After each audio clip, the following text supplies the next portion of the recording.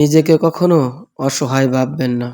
যে রব আপনাকে আমাকে প্রত্যেককে সৃষ্টি করিয়াছেন, তিনি তো জানেন আপনি ঠিক কি পরিস্থিতির মধ্য দিয়ে জীবন পার করছেন। হয়তো আপনার রব চাচ্ছে আপনি আরো একটু কাঁদুন, আরো একটু।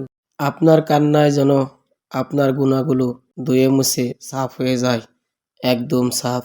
হয়তো তিনি চাচ্ছেন এই কষ্টের মাধ্যমে আপনি আরো একটু নিকটবর্তী হন, আরো একটু আপনি যেন তাকে আরো বেশি স্মরণ করেন। হতে পারে আপনার এই কান্না ভেজা কণ্ঠটাই আপনার রবের কাছে সবচেয়ে বেশি প্রিয়।